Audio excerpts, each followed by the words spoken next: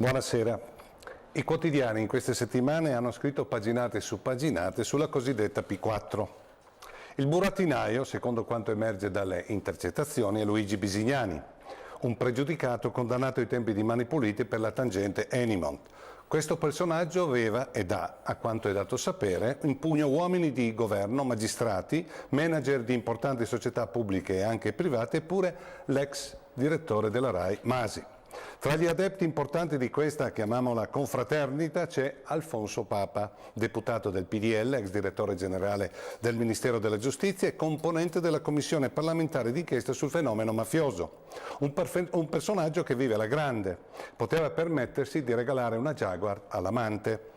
Si faceva pagare l'affitto di 1.800 euro mensili per un pied-à-terre nella centralissima via Giulia a Roma da un certo Vittorio Casale, un immobiliarista romano che Alfonso Papa aveva messo in allarme avvertendolo che la Procura di Milano stava per chiedere il suo arresto per la vicenda Unipol BNL e lui, essendo un magistrato, lo rassicurava che lo avrebbe protetto. Poi c'è un altro episodio che secondo il Fatto Quotidiano da solo vale un intero racconto per spiegare l'etica pubblica di questo deputato. Il 24 settembre del 2010 alle 3 del pomeriggio Alfonso Papa incontra in centro a Napoli un tal Gennaro Giuliano, arrestato nel 1997 per porto abusivo di armi e segnalato nel 2006 come ricettatore. Dalle forze dell'ordine questo Giuliano è descritto come un soggetto attivo nella commercializzazione nella zona della Maddalena, un quartiere di Napoli, di orologi di elevato valore economico e di provenienza verosimilmente delittuosa. Papa è appassionato di orologi di lusso, li regala anche a qualche sua amica come Maria Roberta D'Arsena che al riguardo dice: quest'anno mi ha regalato sicuramente un Rolex, lo ricordo bene perché non lo diede nella confezione regalo né aveva una garanzia né l'etichetta di alcun negozio, me lo diede così nudo e anche prima dell'estate 2010 mi regalò un altro orologio di una marca americana di pregio. E sempre questa signora aggiunge, Papa mi disse che aveva un amico che vendeva orologi, il Giuliano. L'incontro del 24 settembre scorso tra Alfonso Papa e questo Gennaro Giuliano è stato fotografato dalla Guardia di Finanza.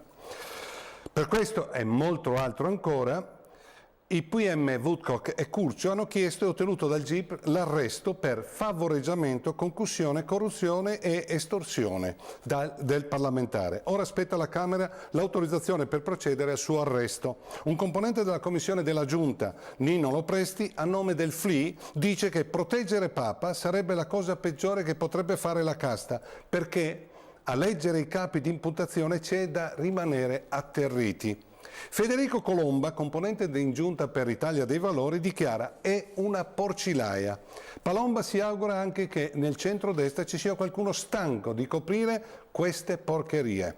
Un altro componente della commissione, Paniz, ve lo ricordate, l'avvocato che ha inventato la nipote di Mubarak, eccetera, deputato di Belluno del PDL, dice invece che Papa naturalmente è un perseguitato. E la Lega? Cosa deciderà la Lega celodurista? Continuerà come sempre a tutelare questa casta politica? A chiudere gli occhi e il naso davanti per non vedere e non sentire l'olezzo di questa fogna maleodorante che sta emergendo dai palazzi del potere romano? Che posizione prenderanno coloro che hanno tuonato Pontida contro Roma ladrona? Voteranno per l'autorizzazione dell'arresto di Papa o lo salveranno come hanno già fatto con l'ex Cosentino accusato di essere vicino alla camorra, di puzzare di camorra? O quando hanno avallato la ridicola tesi che Ruby era la nipote di Mubarak? Oppure, come scrive Travaglio, per venire arrestato in Italia devi essere un immigrato clandestino o tarroccare un CD? Insomma, la Lega voterà l'autorizzazione all'arresto oppure tutelerà la casta piduista come vorrebbe la vecchia politica amante romana e come ha sempre fatto finora? Staremo a vedere. Arrivederci a mercoledì prossimo.